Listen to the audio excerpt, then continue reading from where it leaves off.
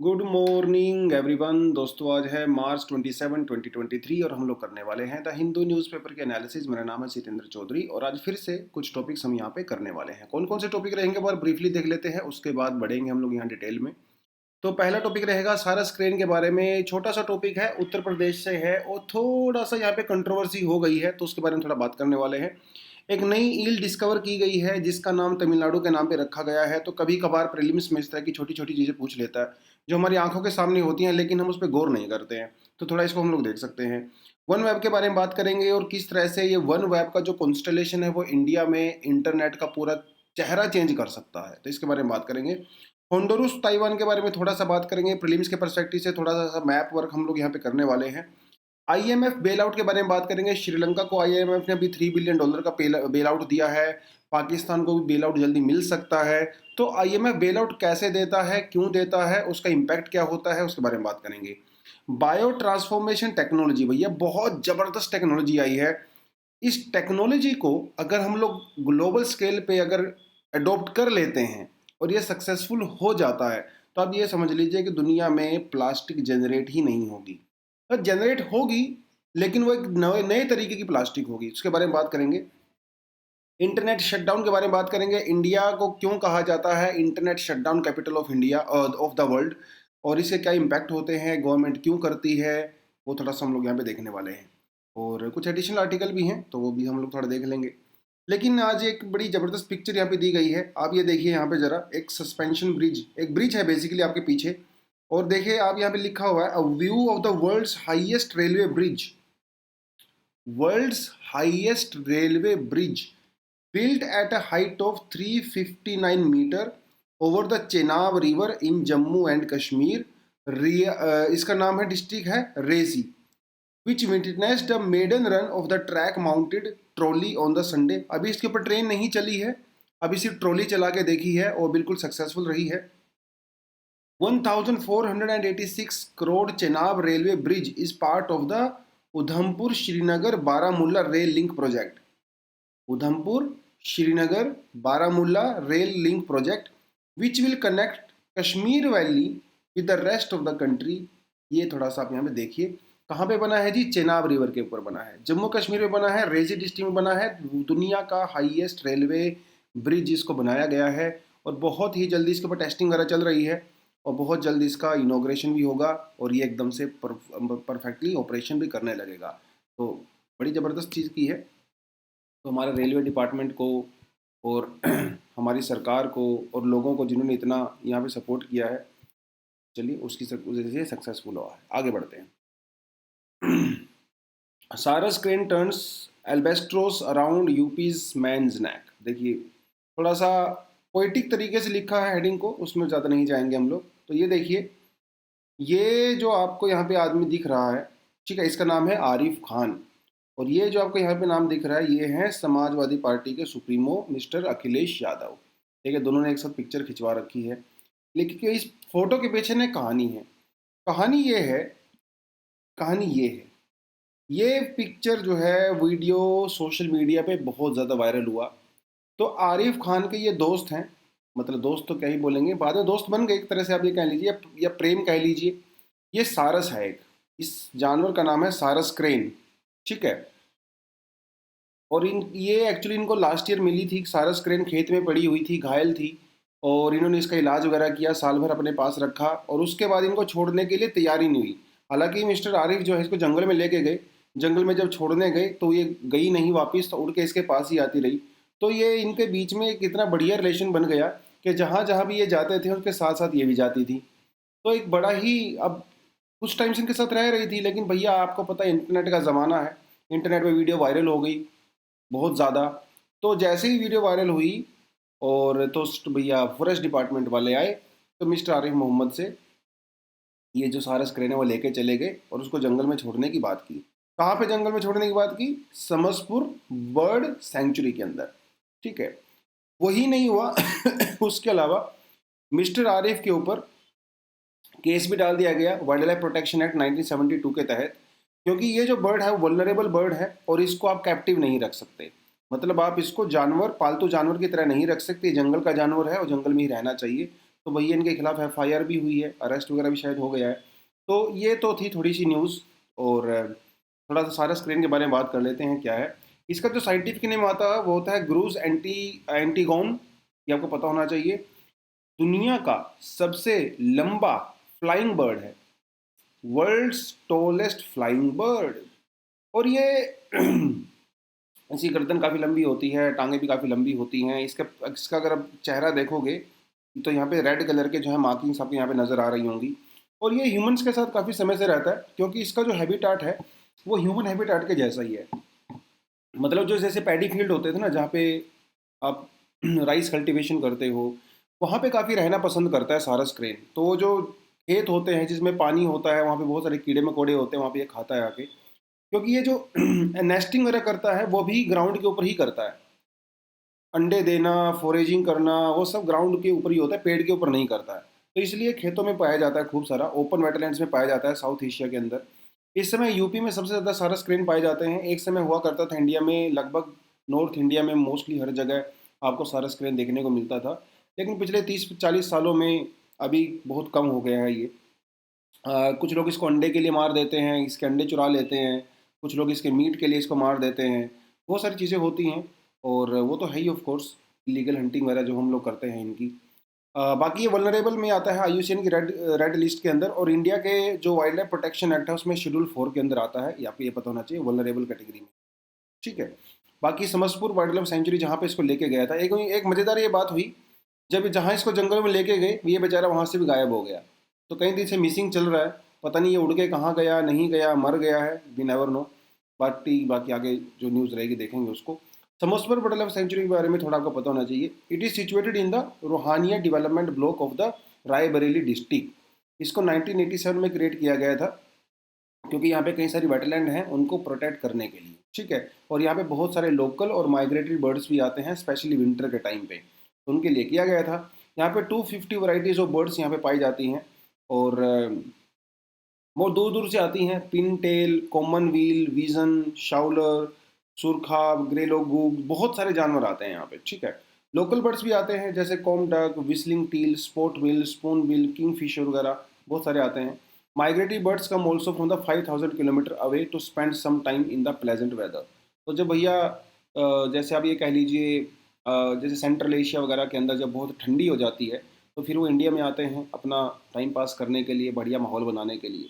तो ये है सारस क्रेन के बारे में। पूछ लेता है कई बार एग्जाम में, इस तरह की चीज़ें न्यूज़ में होती हैं। New species of the moray eel named after Tamil Nadu. तो रिसर्चर्स ने एक मोरे ईल नाम है इसका, इसका वैसे तो नाम इसका मोरे ईल की एक स्पीसीज है। ये पहले नहीं मिली थी, अभी जो है कुड्डलोर कोस्ट पे तमिलनाडु में, जहाँ पे मुद्दा सुरादाई फिश लैंडिंग सेंटर है। ठीक है। तो वहाँ पे ये इसको पाया गया है, और ये क्योंकि तमिलनाडु में मिली है तो इसका नाम भी जो है तमिलनाडु के ऊपर ही रख दिया गया। इसका जो अभी नाम रखा है वो ये वाला है। ठीक है। क्या नाम है? जिम्नोथ्रोक्स तमिलनाडुनेसिस। देखिए इसमें तमिलनाडु है ना, जिम्नोथ्रोक्स तमिलनाडुनेसिस, तो ये आपने याद रखना है। तो ईल है ये बेसिकली। ठीक है। ईल एक जो है फिश होती है इस तरह से, और कई सारी ईल ऐसी होती हैं जो करंट भी पास करती हैं, अगर आप उनको टच करते हो तो करंट मारती हैं भैया, अच्छा खासा स्ट्रॉन्ग करंट मारती हैं। कई बार इनके जो शिकार वगैरह करना होता है उनको भी करंट से मार देती हैं, और अपनी सेल्फ प्रोटेक्शन भी करती हैं करंट से। ठीक है। The common name is Tamil Nadu brown more. इसका जो कॉमन नेम है वो ब्राउन मोरे है। इसका जो साइंटिफिक नेम है वो आपने यहाँ पे देख लिया, जिम्नोथ्रैक्स। बस इतना ही काफ़ी आपके लिए, इससे ज़्यादा डिटेल में जानने की जरूरत नहीं है। ISRO puts 36 one web satellite into orbit. ये वन वेब क्या है? इसरो तो हमें पता ही है क्या है। वन वेब बेसिकली ये एक कंपनी है जो कि ब्रिटेन बेस्ड कंपनी है, और ये इंटरनेट प्रोवाइड करवाती हैं, लेकिन ये केबल से इंटरनेट प्रोवाइड नहीं कराती हैं। ये क्या करती हैं, सीधा सैटेलाइट से इंटरनेट प्रोवाइड करवाती हैं। सैटेलाइट इंटरनेट सर्विस है। इंडिया में अभी तक सैटेलाइट इंटरनेट सर्विस ऐसा सच नहीं है, अभी हमारे यहाँ पे जो टावर वाला सिस्टम ही चलता है। लेकिन एयरटेल ने इस कंपनी के साथ मिलके कोलैबोरेशन किया है, और एक कॉन्स्टलेशन है बेसिकली, मतलब बहुत सारे सैटेलाइट को स्पेस के अंदर छोड़ा जाएगा लो अर्थ ऑर्बिट में, और वहाँ से फिर हम लोग सीधा अपने मोबाइल के साथ इंटरनेट कनेक्टिविटी कर सकते हैं। खासकर उन एरियाज़ में जहाँ पे इंटरनेट की सुविधा नहीं है, मतलब पहाड़ों में, इंटीरियर एरियाज़ में, जंगलों में, वहाँ पे आपको सीधे कनेक्टिविटी मिलेगी। तो ये एक फ्यूचर का प्लान है, बेसिकली अगले 1-2 सालों में ये एकदम लागू हो जाएगा। तो उसके लिए जो है अभी इसरो ने 36 वन वेब के सैटेलाइट को लॉन्च किया है लो अर्थ ऑर्बिट के अंदर। ठीक है, इतनी सी न्यूज़ है। किस चीज़ से किया है? हमारे पास जो लॉन्च व्हीकल होता है, आपको पता है हमारे पास कई तरह के लॉन्च व्हीकल हैं। हमारे पास जो है GSLV एक बहुत इंपॉर्टेंट लॉन्च व्हीकल होता है। हमारे पास PSLV लॉन्च व्हीकल है। अभी हमारे पास स्मॉल लॉन्च व्हीकल भी लॉन्च कर दिया हम लोगों ने छोटे सैटेलाइट्स के लिए। तो ये जो सैटेलाइट लॉन्च किया गए हैं वो किए गए हैं LVM-3 के द्वारा, जो कि इंडिया का सबसे बड़ा लॉन्च व्हीकल है और ये बहुत सारे हैवीएस्ट सैटेलाइट को लेके जा सकता है। तो इसकी काफ़ी काफ़ी कैपेसिटी होती है, क्योंकि देखिए यार व्हीकल जितना बड़ा होगा उसके अंदर उतना ही ज़्यादा सामान आएगा, ऑब्वियस सी बात है। एक छोटा ट्रक होता है, टेम्पो होता है, एक बड़ा ट्रक होता है, ट्रेन होती है, तो ये भी व्हीकल ही होते हैं।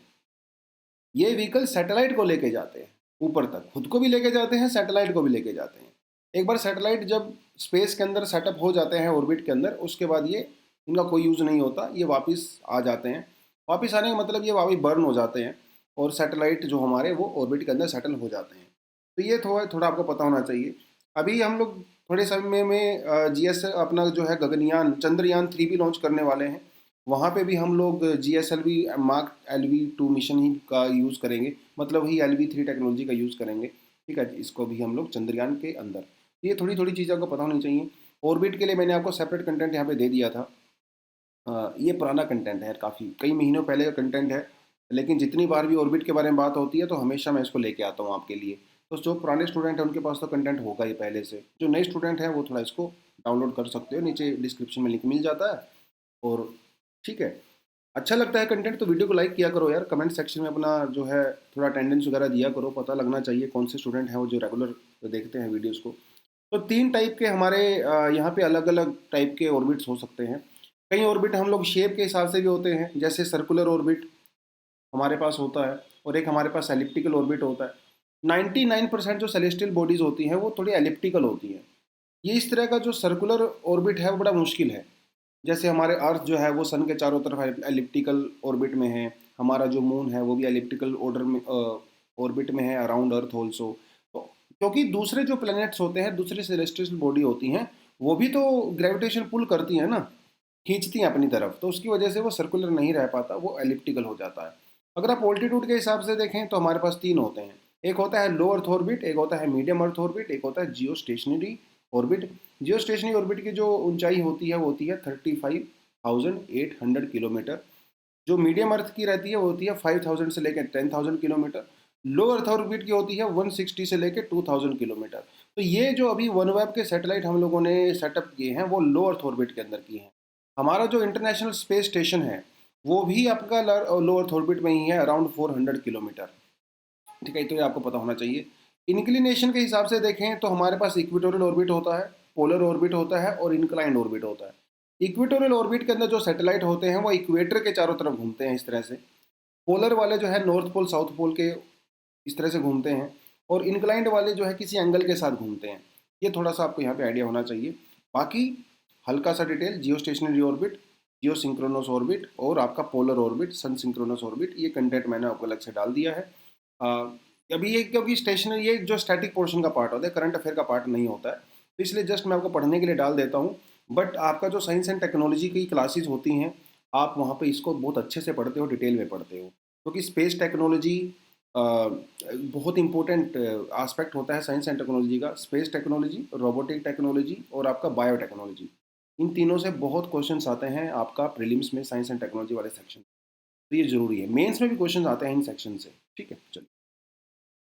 Honduras establishes ties with China, leaving Taiwan with the fewer partners. ये आपको बहुत अच्छे से पता है कि ताइवान और चाइना का रिलेशन क्या है, कि भाई अगर कोई कंट्री चाइना के साथ अगर डिप्लोमेटिक रिलेशन बनाना चाहती है तो उसको ताइवान के साथ अपनी डिप्लोमेटिक रिलेशन को ख़त्म करना पड़ता है, क्योंकि चाइना जो है वो वन चाइना पॉलिसी के ऊपर फोकस करता है। मतलब दो चाइना नहीं है, एक ही चाइना है। ताइवान भी चाइना का इंटीग्रल पार्ट है, ऐसा चाइना क्लेम करता है।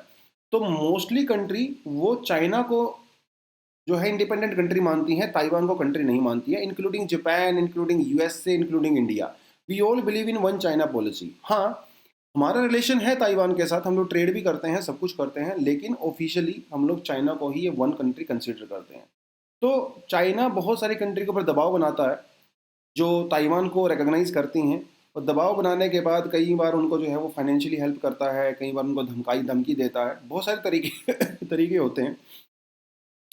तो अभी होंडुरस एक साउथ अमेरिकन कंट्री है, Honduras central American south American country है। और ये भैया पहले ताइवान को रिकॉग्नाइज करते थे एज अ कंट्री, लेकिन अभी इन्होंने चाइना के साथ रिलेशन बना लिया है। तो चाइना और होंडुरस ने जो है आपस में एक लैंडमार्क जो है डील भी की है।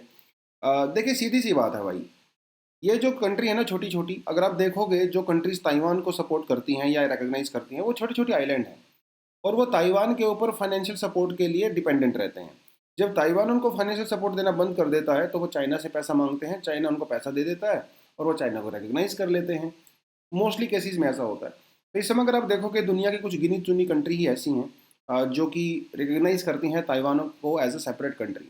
जैसे वेटिकन, वेटिकन होली सी, मतलब ये आप समझ लीजिए Vatican is the smallest country in the world. ठीक है। उसके अलावा जो है Marshall island, Nauru, Tuvalu, Palau Pacific ocean में है। उसके बाद इस्तवनिका in Africa, Belize, Guatemala, Haiti, Paraguay, Saint Lucia, Saint Vincent, Grenadines, Saint Kitts, Nevis, Latin America and Caribbean, मतलब ये लैटिन अमेरिका और कैरिबियन आइलैंड्स हैं, बेसिकली छोटे छोटे आइलैंड हैं। होंडुरस को अगर आप देखोगे तो ये मैप यहाँ का होंडुरस का होता है। गल्फ ऑफ होंडुरस, ठीक है, वो कैरेबियन सी का पार्ट है, आप यहाँ पे क्लियरली देख सकते हो। यहाँ पे आपकी आती है गल्फ ऑफ फोंसेका जो कि पैसिफिक ओशन का पार्ट है। तो होंडुरस के जो सदर्न साउथ में है वो है गल्फ ऑफ फोनेंसिका, ये आपका एग्जाम में पूछेगा। और नॉर्थ में तो गल्फ ऑफ होंडुरस है जो कि कैरेबियन सी का पार्ट है। तो होंडुरस को अगर आप देखेंगे तो कौन कौन सी कंट्री होंडुरस को सराउंड कर रही हैं, यहाँ पे आपकी आ जाती है ग्वाटेमाला, इसको सराउंड करती है। इधर आ जाती है आपकी एल सल्वाडोर, एक तरफ आपकी आ जाती है निकारागुआ, ठीक है। ये इसको सराउंड करती हैं, जो कि मैंने थोड़ा डिटेल यहाँ पे आपको दे भी दिया है इस चीज़, ठीक है, तो आप इसको देख सकते हो। बाकी कुछ रिवर्स वगैरह हैं इसके अंदर, वो तो आई डोंट थिंक सो आपको याद करने की रिक्वायरमेंट है, इतना डिटेल में नहीं जाएगा। छोटी छोटी चीज़ें पूछता है वो। होंडुरस जो है कौन से कॉन्टिनेंट के अंदर पड़ता है, ये गल्फ पूछ सकता है, कौन कौन से सीज़ के अंदर पड़ता है, तो लोकेशन आप यहाँ पे क्लियरली देख सकते हो, ठीक है। इधर कैरेबियन सी आ जाता है, इधर आपका पैसिफिक ओशन आ जाता है, और यहीं पे आ जाता है आपका गल्फ ऑफ होंडुरस और गल्फ ऑफ फ्लोरेंस का, ये देखिए छोटी सी ना गल्फ है। ये थोड़ा आपको पूछ सकता है। इधर आपका ग्वाटेमाला आ जाता है, ठीक है, और फिर इधर आपका निकरागुआ आ जाता है, इसके नीचे जो आपका आ जाता है एल सल्वाडोर। ये सब south American, central American, south American countries हैं, ठीक है। चलिए, हाँ, तो अभी चलते हैं थोड़ा टेक्स्ट सेक्शन पे। टेक्स्ट सेक्शन में आज क्या हो रहा है भैया। What is biotransformation and technology and how can it reduce packaging waste. बहुत इंपॉर्टेंट टॉपिक है, बार बार बता रहा हूँ, very very important, specially for the mains. पूछेगा यहाँ से डायरेक्ट क्वेश्चंस, बाद में मत पूछना पेपर लीक हो गया आपका। What is bio transformation technology and how this technology can be used to solve the problem of climate और to solve the problem of waste management. इस तरह का क्वेश्चन आपसे वो पूछ सकता है एग्जाम में, ठीक है। तो क्या है बायो ट्रांसफॉर्मेशन टेक्नोलॉजी, आपको मैं बताता चलता हूँ क्या है खेल पूरा। देखिए भाई, हम लोग billions of tons plastic generate करते हैं हर साल, और आपको पता है प्लास्टिक कैसी होती है। प्लास्टिक अजर होती है, प्लास्टिक अमर होती है, प्लास्टिक कभी भी नहीं मरती है। प्लास्टिक को डिसइंटीग्रेट होने में लाखों करोड़ों साल लग जाते हैं, और ये प्लास्टिक बाद में हमारे सीवरेज में जमा हो जाती है, हमारे ओशंस में चली जाती है, और जब इसका धीरे धीरे डिसइंटीग्रेशन होता है तो ये माइक्रो प्लास्टिक में कन्वर्ट हो जाती है। माइक्रो प्लास्टिक में जब कन्वर्ट होती है तो फिशिस के थ्रू, ऑर्गेनिजम्स के थ्रू हमारी ह्यूमन की बॉडी में एंट्री कर जाती है। तो प्लास्टिक बेसिकली आज के मॉडर्न टेक्नोलॉजी में और मॉडर्न वर्ल्ड में बहुत खतरनाक जो है समस्या है। तो इस समस्या को दूर करने के लिए एक नया टेक्नोलॉजी बनाया है जिसे कहा गया है बायो ट्रांसफॉर्मेशन टेक्नोलॉजी। क्या है आपको बताता हूं मैं। कि अमेज़न, आपको पता है दुनिया का सबसे बड़ा ई कॉमर्स प्लेटफॉर्म है। अमेज़न ने पिछले साल 2021 में 321 मिलियन किलोग्राम प्लास्टिक जनरेट किया, सिर्फ और सिर्फ अपने पैकेजिंग मटेरियल से। आप अमेज़न से कुछ भी मंगाते हो डब्बे में बंद होके आता है ना, पैकेज करके आता है, सिर्फ पैकेजिंग मटेरियल से, बाकी तो छोड़ो। 320 मिलियन किलोग्राम, भाई बहुत ज़्यादा होता है यार, 32 करोड़ किलो, क्योंकि दे यूज बिलियंस ऑफ बॉक्सेस, और वो दुनिया भर में शिप होते हैं, जिनमें से बहुत सारा जो ये वेस्ट मटेरियल है वो बाद में ओशियंस में डंप हो जाता है। ये इतना ज़्यादा प्लास्टिक है, this is enough plastic to circle the earth over 800 times as the air pillows. हमारी धरती को 800 बार जो है वो रैप कर सकता है। इतना ज़्यादा वेस्ट प्लास्टिक है, सोच के देखिए आप। अब ये तो अमेजोन की बात है, और कितने सारे ऐसे प्लेटफॉर्म होंगे, कितना सारा प्लास्टिक जनरेट होगा, आप इमेजिन ही नहीं कर सकते। तो उस सारी समस्याओं को देखते हुए यूके बेस्ड एक स्टार्टअप है, और उस स्टार्टअप ने क्या किया है, एक ऐसी टेक्नोलॉजी डेवलप की है जो ये कहती है कि उसके द्वारा बनाई हुई जो प्लास्टिक है वो बायोडिग्रेडेबल होगी, और इसको नाम दिया गया है बायो ट्रांसफॉर्मेशन।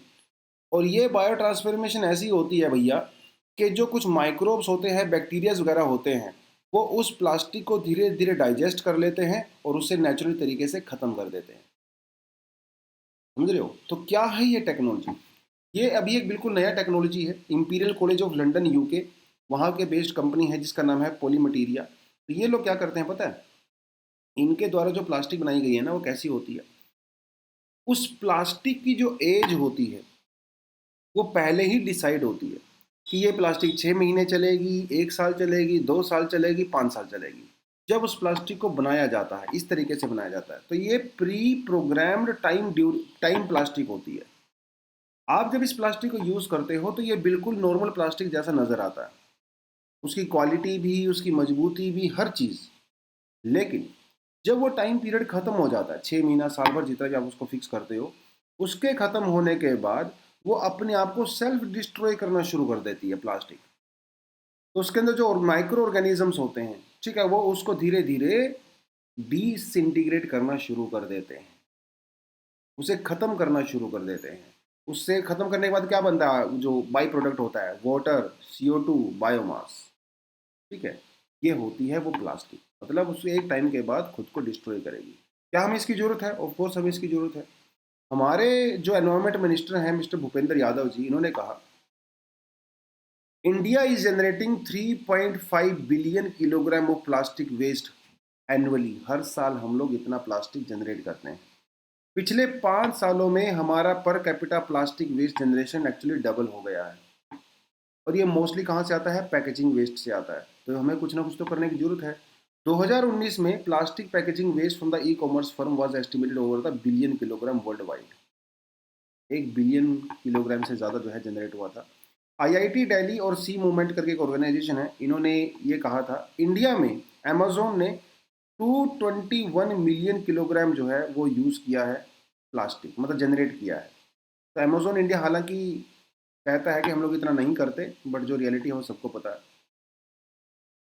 ये जो टेक्नोलॉजी है अभी जो बनाई गई है बायो ट्रांसफॉर्मेशन, इसका जो सबसे ज़्यादा बेनिफिट मिलेगा वो मिलेगा आपको फूड पैकेजिंग में और हेल्थ केयर प्रोडक्ट्स के अंदर।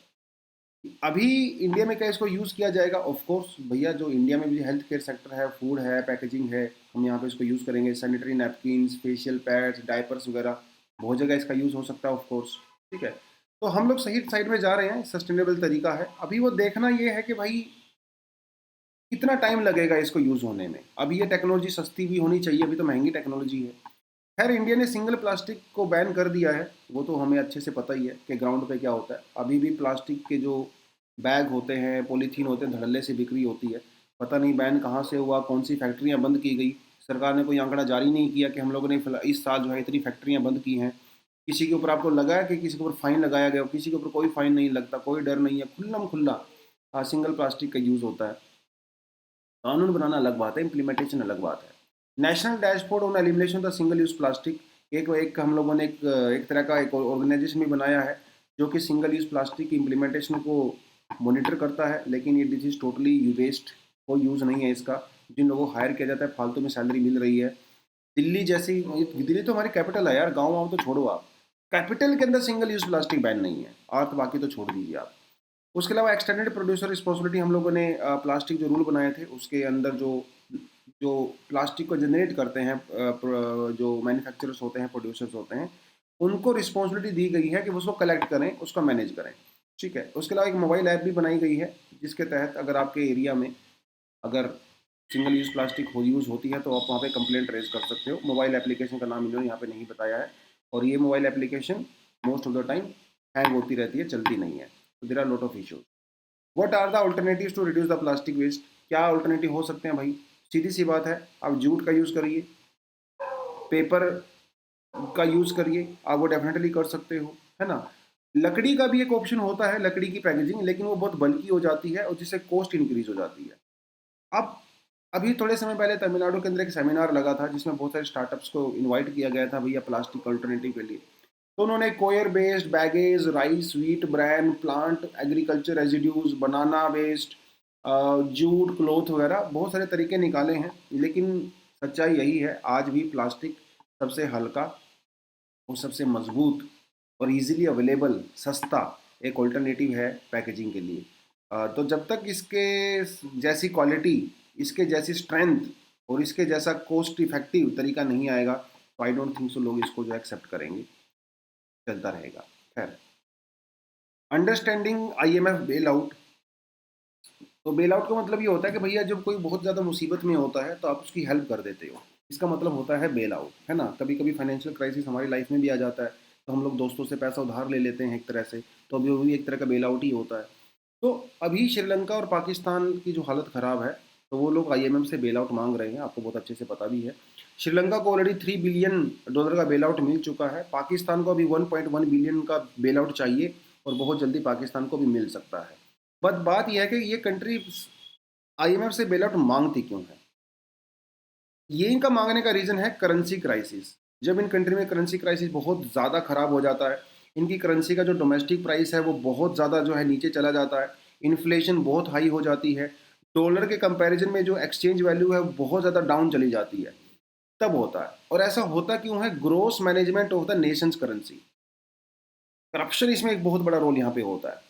ये कंट्रीज क्या करती हैं, बहुत सारा पैसा प्रिंट कर देती हैं। लास्ट वीक मेरे मेरे फादर साहब मुझे बोल रहे थे कि भाई देश में इतनी गरीबी है, वो सब करके है, तो क्यों नहीं सरकार जो है पैसा जो है वो प्रिंट कर देती है। सरकार के पास तो पैसा बनाने की मशीन है ना, पैसा प्रिंट करे, गरीबों को बांट दे, गरीबी दूर हो जाएगी। लेकिन उनको ये नहीं पता इससे इन्फ्लेशन हो जाती है। वो जो करेंसी आप प्रिंट कर रहे हो हवा में, ऐसे फालतू में, उससे करेंसी की वैल्यू डाउन हो जाती है। तो ऐसा ही होता है, ये कंट्री क्या करती हैं, फ्रेश करेंसी जो है वो प्रिंट कर देती हैं, और जब वो मार्केट में जाती है तो मनी सप्लाई बहुत ज़्यादा इंक्रीज हो जाती है, जिससे मनी की वैल्यू बहुत डाउन हो जाती है और इन्फ्लेशन बहुत ज़्यादा हाई हो जाता है। अब इन चीज़ों से क्या होता है, उस कंट्री की जो करेंसी है उसके अंदर विश्वास खत्म हो जाता है, डिस्ट्रॉय हो जाता है कॉन्फिडेंस, सिर्फ कंट्री के लोगों का ही नहीं बल्कि बाहर के रहने वाले लोगों का भी। तो लोग उस कंट्री को जो है एक्सेप्ट करना बंद कर देते हैं, उस करेंसी को एक्सेप्ट करना बंद कर देते हैं, जिसकी वजह से क्या होता है कि वो कंट्री एसेंशियल इंपोर्ट भी नहीं कर पाती है। जैसे दूध हो गया, फूड हो गया, क्रॉप्स है ना, ग्रेन्स वगैरह हो गए, वो भी नहीं कर पाएंगे क्योंकि करेंसी की वैल्यू खत्म हो गई है। तो जिसकी वजह से क्या होता है, दिक्कतें शुरू हो जाती हैं। वो सारी चीज़ें हैं। श्रीलंका के अंदर ऐसा ही हुआ, पाकिस्तान के अंदर भी ऐसा ही हो रहा है। श्रीलंका के अंदर तो बेचारों का बैड लक भी रहा, श्रीलंका वालों का, क्योंकि कोविड आ गया, और कोविड के बाद वहाँ पे जो फॉरेन टूरिस्ट आया करते थे, जो बहुत सारा फॉरेन करेंसी लाया करते थे, वो भी आने बंद हो गए। अब वहाँ पे चर्च के ऊपर अटैक हुआ, कई सारे लोग मारे गए, तो वो एक नेगेटिव सा इमेज बन गया श्रीलंका का। तो वो सब चीज़ें हुई। तो आईएमएफ हेल्प कैसे करता है? आईएमएफ को हेल्प करता है एसडीआर के द्वारा। एसडीआर आईएमएफ के द्वारा क्रिएट की गई एक खुद की करेंसी टाइप की होती है, बेसिकली पेपर करेंसी होती है। लेकिन ये कोई वैसे डॉलर टाइप की करेंसी नहीं होती है, इसमें जो है 5 करेंसीज की एवरेज होती है। जैसे US dollar, euro, Chinese yuan, Japanese yen और ब्रिटिश पाउंड, आपको याद रखना है, ठीक है। इन 5 करेंसी की बास्केट होती है जिनकी एवरेज निकाल के वो एसडीआर निकाला जाता है और उस कंपनी को, कंट्री को जो है दिया जाता है। कई तरह के लैंडिंग प्रोग्राम्स होते हैं आईएमएफ के द्वारा। ये मैंने कल आपको परसों कंटेंट दिया था, आप आगे कंटेंट में मिल जाएगा। Extended credit facility, flexible credit line, stand by agreement वगैरह कई सारे तरीके होते हैं आईएमएफ का पैसा देने के, राइट। वो सारी चीज़ें हैं। आईएमएफ को आपको पता ही है 1945 में इसको बनाया गया था ब्रेटन वुड्स के द्वारा। आईएमएफ को बनाने का मेन मकसद यही था कि जो होता क्या था ना, बहुत सारी कंट्रीज इंक्लूडिंग चाइना, चाइना अभी भी करता है, अपनी करेंसी को जानबूझकर डीवैल्यू कर देती हैं, कमज़ोर कर देती हैं ताकि उनका एक्सपोर्ट इंक्रीज हो। चाइना ऐसा करता है। तो आईएमएफ का जो इनिशियल ऑब्जेक्टिव था वो यही था कि ये कंट्रीज डॉलर के कंपैरिजन में अपनी करेंसी को वीक ना करें, क्योंकि अपने एक्सपोर्ट को इंक्रीज करने के लिए। और लेकिन बाद में जो है इसका फंक्शन थोड़ा चेंज हो गया, और आज के टाइम में जो कंट्रीज के अंदर जो सीवियर करेंसी क्राइसिस होता है, जैसे पाकिस्तान, श्रीलंका के अंदर, उनकी हेल्प करने के लिए जो इसका यूज़ किया जाता है। लेकिन क्या वहाँ पे कोई स्ट्रिंग्स अटैच्ड हैं? बिल्कुल होती हैं, टर्म्स एंड कंडीशंस होती हैं। ऐसे ही आईएमएफ आपको पैसा नहीं देता है। आईएमएफ जब किसी कंट्री को पैसा देता है तो कुछ कंडीशंस रखता है, जैसे स्ट्रक्चरल रिफॉर्म्स, ठीक है? जैसे वहाँ पे सब्सिडी कैसे दी जाती है, वो सारी चीज़ें की जाती हैं। और उसके अलावा और भी बहुत सारे रिफॉर्म्स उनको बोले जाते हैं। जैसे वहाँ का जो सेंट्रल बैंक होता है उसको सेंट्रल बैंक को फ्रीडम देनी चाहिए। जैसे श्रीलंका के अंदर जो सेंट्रल बैंक है वो ऑटोनॉमस नहीं है, गवर्नमेंट का उसके ऊपर बहुत प्रेशर रहता है। जबकि इंडिया में हमारा जो आरबीआई है वो काफ़ी हद तक ऑटोनॉमस है। आरबीआई के ऊपर गवर्नमेंट जो है बहुत ज़्यादा डिक्टेशन नहीं कर सकती है ना? वो सारी चीज़ें हुई। और भी बहुत सारी चीज़ें की जाती हैं, टैक्स रिफॉर्म्स वगैरह की बात की जाती है, ठीक है? सब्सिडी को रिड्यूस करने की बात की जाती है। ऐसे बहुत सारे रिफॉर्म्स की बात की जाती है। और इवन करप्शन भी यहाँ पे एक बहुत बड़ा इंपॉर्टेंट रोल है। हालांकि आईएमएफ करप्शन कम तो नहीं करवा सकता किसी भी कंट्री में, लेकिन गवर्नमेंट के ऊपर दबाव तो बना सकता है कि उनकी जो वहाँ पे जो इन्वेस्टिगेशन एजेंसीज वगैरह होती हैं, लॉ एंड ऑर्डर है, उसको प्रॉपर तरीके से मेंटेन करें। तो इस तरह की कुछ कुछ चीज़ें होती हैं। तो इसको क्रिटिसाइज भी किया जाता है बहुत सारे लोगों के द्वारा, आईएमएफ की कंडीशंस को। कुछ लोगों का कहना है कि भैया आईएमएफ की कंडीशन जो है वो जो अमेरिका है, यूरोप है, उसके अकॉर्डिंग होती है। लेकिन कुछ एक्सपर्ट्स का कहना है कि बिल्कुल ज़रूरी है कि भाई देखिए, आपने आपने मिसमैनेजमेंट किया ना, गलती आपकी है। जो आपकी कंट्री में करेंसी क्राइसिस आया है वो किसकी वजह से? आपकी खुद की मिसमैनेजमेंट, करप्शन की वजह से आया है। तो अगर आप किसी से हेल्प मांग रहे हो तो वो डेफिनेटली आपको बोल सकता है कि इसको मैनेज करिए। आपने करप्शन किया है, करप्शन कम करिए, लीकेज हुआ, लीकेज कम करिए, स्ट्रक्चरल रिफॉर्म्स करिए। भाई अगर मैं किसी को पैसा दे रहा हूँ इमरजेंसी में, तो मैं इंश्योर करूंगा ना कि आगे से वो गलती ना करे। तो उसके लिए ये सब किया जाता है। तो इंडिया के साथ भी ऐसा ही हुआ था 1990s में। इंडिया भी गया था आईएमएफ के पास पैसा मांगने, हम लोगों ने भी मिसमैनेजमेंट किया था, तो हमारे ऊपर भी टर्म्स एंड कंडीशन रखी गई थी। और फिर हम लोगों ने उसको इम्प्लीमेंट भी किया, जिसे हम लोग एलपीजी रिफॉर्म के नाम से जानते हैं, है ना? तो ऐसी चीज़ें होती हैं। खैर, India leads in the internet shutdown but lacks tool to assess impact. देखिए, इंडिया में बहुत ज़्यादा इंटरनेट को बंद किया जाता है। आज के टाइम में ना सरकार को ये एक टूल मिल गया है कि थोड़ा सा भी कुछ डिस्टरबेंस होती है तो इंटरनेट बंद कर दो। मजे की बात यह है कि इंटरनेट बंद करके जो इम्पैक्ट होता है, ऐसा कोई सरकार ने आज तक असेसमेंट नहीं किया है। सिर्फ इंटरनेट बंद कर दिया जाता है। अगर आप देखें, अभी रिसेंटली पंजाब के अंदर इंटरनेट को बंद किया गया क्योंकि वहाँ पे कुछ खालिस्तानी मूवमेंट वगैरह हो रही थी, है ना? सरकार ने कहा कि भैया हम बेसिक सेफ्टी के लिए, पब्लिक सेफ्टी के लिए, वायलेंस को रोकने के लिए पंजाब में इंटरनेट को बंद कर रहे हैं, ठीक है? जम्मू कश्मीर के अंदर बहुत ज़्यादा होता है। सॉफ्टवेयर फ्रीडम लॉ सेंटर, इनका यह कहना है दैट 8 सच शटडाउन इन पंजाब, 8 बार पंजाब के अंदर इंटरनेट जो है वो बंद किया जा चुका है। तो 2012 से लेके 2023 तक का इन्होंने अच्छा खासा रिसर्च निकाला, जिसमें इन्होंने ये कहा कि भाई अगर आप देखें, सदर्न स्टेट्स रिकॉर्डेड ओनली 6 सच इंसिडेंट। पिछले 11 सालों में सदर्न इंडिया के अंदर सिर्फ 6 बार इंटरनेट को बंद किया गया है। केरला के अंदर एक बार भी इंटरनेट बंद नहीं हुआ है। हिमाचल प्रदेश, मिजोरम और सिक्किम के अंदर भी एक बार भी इंटरनेट बंद नहीं हुआ है। जबकि उसके अलावा अगर आप देखें, इंडिया में जम्मू कश्मीर, राजस्थान और उत्तर प्रदेश में सबसे ज़्यादा इंटरनेट बंद किया जाता है। It is important to note that the central government does not collect data on the internet shutdown. Central government data collect ही नहीं करती है, क्योंकि ये जो इंटरनेट बंद किया जाता है वो मोस्ट ऑफ द केसेस में स्टेट गवर्नमेंट के द्वारा ही किया जाता है। तो पार्लियामेंट्री स्टैंडिंग कमेटी बनाई गई थी। पार्लियामेंट्री स्टैंडिंग कमेटी ने साफ साफ बोला था सरकार को कि भैया आप इंटरनेट बंद करते हो, पहले तो ये इंसिडेंट कम करिए बंद करने के। अगर आप करते भी हो तो कम से कम असेसमेंट तो करनी चाहिए, तो वो भी नहीं हो रहा है। तो ये जो चीज़ें हो रही हैं यहाँ पे, आप यहाँ पे देखिए, क्लियरली देख सकते हो, ये अपना मैप 1 है। जम्मू कश्मीर में 418 बार between like in last 11 years बंद किया गया है। महाराष्ट्र में 12 टाइम्स, यूपी में 30 टाइम्स, राजस्थान में 96 टाइम्स। राजस्थान में हालत ये हो गई है, जब राजस्थान में कोई गवर्नमेंट का पेपर होता है ना, तब इंटरनेट बंद कर दिया जाता है और पेपर फिर भी लीक होता है। तो इसका मतलब इंटरनेट बंद करना कोई इफेक्टिव तरीका नहीं है ना, लेकिन फिर भी इम्प्लीमेंट किया जा रहा है। तमिलनाडु में वो सिर्फ एक बार, केरला में तो एक बार भी नहीं हुआ, मिजोरम में भी एक बार भी नहीं हुआ। तो एक तो आप ये देख लीजिए। दूसरा, ये वाला मैप देखो जरा, यहाँ पे कलर के हिसाब से पता चलेगा आपको। जो थोड़े से ब्राउन कलर वाले हैं, यहाँ पे काफ़ी ज़्यादा इंटरनेट बंद होता है। ये जो बिल्कुल पर्पल कलर है साइड में, यहाँ पे इंटरनेट बंद नहीं होता। आप देखें अमेरिका में, साउथ अमेरिकन बहुत सारी कंट्रीज़ में, यूरोप के अंदर, है ना, इधर आप अफ्रीकन कंट्रीज में कुछ चले जाइए, ओशियानिया में चले जाइए, यहाँ पे इंटरनेट कभी बंद नहीं करती है सरकार। अमेरिका में, यूरोप में आज तक से इंटरनेट कुछ भी हो जाए चाहे, सरकार ने इंटरनेट सर्विस बंद नहीं की है। जबकि इंडिया में, यस, इंडिया में इंटरनेट सर्विसेज जो है वो बंद की जाती हैं, ठीक है, क्वाइट ऑफन। आप जैसे कि यहाँ पे क्लियरली देख भी सकते हो, राइट। तो ये कुछ कुछ चीज़ें हैं, आप यहाँ पे देख लीजिए। 2022, 21, 22 पिछले 5 सालों में, 5-7 सालों में इंडिया में सबसे ज़्यादा इंटरनेट बंद होता है। इंडिया में 84 टाइम्स बंद हुआ, 106 टाइम्स 2021 के अंदर, 2020 में 109 बार, 2019 में 121 टाइम्स, 2018 में 134 टाइम्स। ये इंडिया का फर्स्ट रैंक है। अब सेकंड रैंक को देखिए, कितना ज़्यादा डिफरेंस है यार। यहाँ पे 22, 15, 6, 12, 12। पाकिस्तान भी इंटरनेट बंद नहीं करता है, लेकिन हमारी सरकार सबसे पहले इंटरनेट बंद करती है। कितना डिफरेंस है ना, 134, 12। सेकंड रैंक और फर्स्ट रैंक में जमीन आसमान का फर्क है। इसमें से बहुत सारा रोल तो खैर जम्मू कश्मीर का भी हो गया यहाँ पे, बट दूसरे स्टेट्स के अंदर भी डेफिनेटली किया जाता है। हरियाणा में जब लास्ट टाइम यहाँ पे फार्मर प्रोटेस्ट हो रहे थे तब इंटरनेट बंद किया गया था। मज़ेदार बात यह है कि 2016 से लेकर 2020 में पूरी दुनिया का 60% टाइम्स इंटरनेट जो बंद हुआ है वो इंडिया में हुआ है, सिर्फ इंडिया में हुआ है। और इंडिया से ज़्यादा इंटरनेट सिर्फ कुछ अफ्रीकन डिक्टेटर कंपनीज में, कंट्रीज में किया जाता है, अदरवाइज नहीं किया जाता है।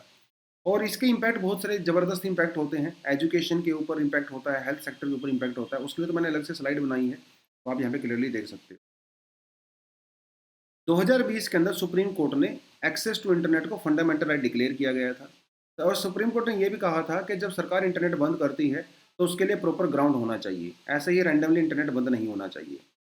इंटरनेट के बंद करने के हमारे देश में कई सारे कानून भी हैं, आप यहाँ पे देख सकते हो। हाँ, ये रहे, जैसे इंडियन टेलीग्राफ एक्ट 1985, सेक्शन 144 और criminal procedure code, information technology act के तहत कुछ वेबसाइट वगैरह को बंद किया जा सकता है। उसके अलावा temporary suspension the telecom services public rule 2017, ये तो भैया हो गए कुछ कानून। इम्पैक्ट क्या होता है शटडाउन का, आपको बहुत अच्छे से पता है। पहली बात तो पैसा, $2.8 बिलियन का नुकसान हुआ है इंडिया को सिर्फ और सिर्फ 2020 में, जस्ट बिकॉज आपने भैया इंटरनेट बंद कर दिया। अपार्ट फ्रॉम दैट इसका इकोनॉमिक इम्पैक्ट तो है ही, साइकोलॉजिकल इम्पैक्ट भी बहुत ज़्यादा है, सोशल इम्पैक्ट बहुत ज़्यादा है, जर्नलिस्टिक इम्पैक्ट बहुत ज़्यादा है। हम अपनी फैमिली से कनेक्ट रहते हैं, दोस्तों से कनेक्ट रहते हैं, इन्फॉर्मेशन शेयर करते हैं। अगर आप इंटरनेट बंद करोगे तो वो कुछ भी नहीं हो पाता है। और मज़ेदार बात ये है,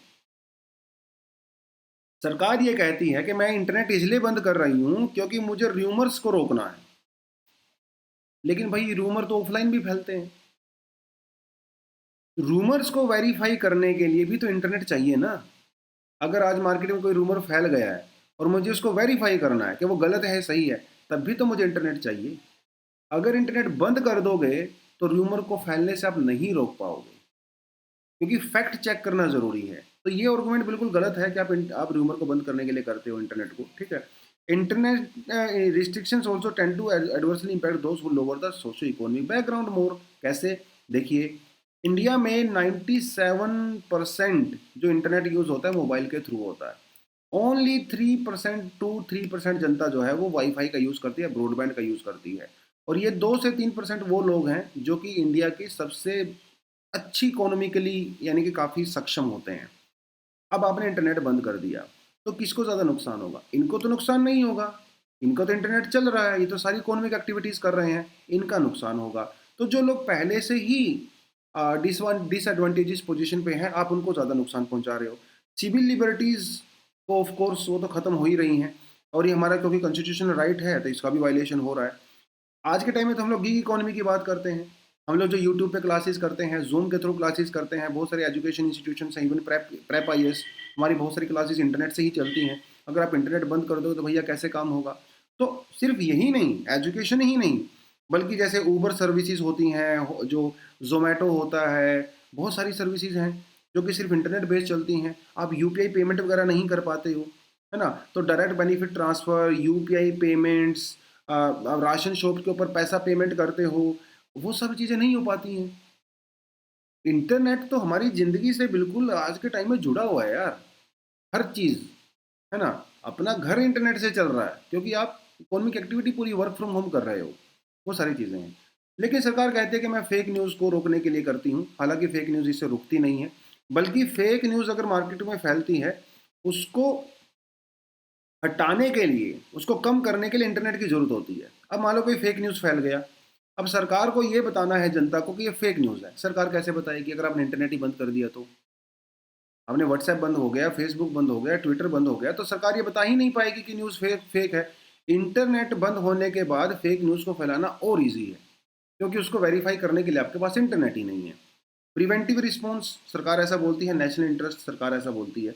इसका नेगेटिव इम्पैक्ट ज़्यादा है, पॉजिटिव इम्पैक्ट बहुत कम है, और इसे काफ़ी क्रिटिसाइज भी किया जाता है, नेशनली भी और डोमेस्टिक और इंटरनेशनली भी। तो यहाँ से मेंस के लिए क्वेश्चन बनता है, आप इसका आंसर भी जो है आराम से लिख सकते हैं। ठीक है बच्चों, तो आज के लिए इतना ही है। Thank you very much, all the best, जय हिंद।